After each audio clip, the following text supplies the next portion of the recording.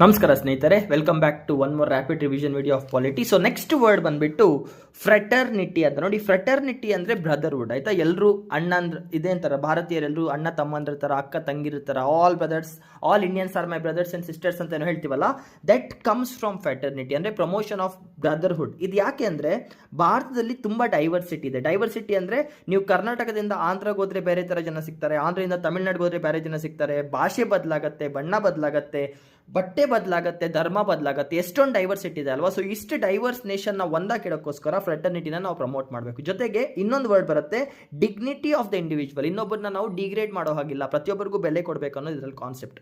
So ಯಾವಾಗ ನಮ್ಮಲ್ಲಿ brotherhood ಇರುತ್ತೋ, ಯಾವಾಗ ನಾವೆಲ್ಲ ಒಂದೇ ಅಂತ ಇರುತ್ತೋ, ಆಗ ಮಾತ್ರ ಭಾರತದ ಒಕ್ಕೂಟ ಒಂದಾಗಿರುತ್ತೆ. ಇನ್ ಕೇಸ್ ನಮ್ಮಲ್ಲೇ ಜಗಳಗಳಾಗಿ ಸಿವಿಲ್ ವಾರ್ಸ್ ಆದರೆ ಭಾರತ ಒಳಗಡೆಯಿಂದ ಮುರಿಯಕ್ಕೆ ಶುರುವಾಗುತ್ತೆ. ಅದಕ್ಕೆ fraternity is one of the most stressed content in India.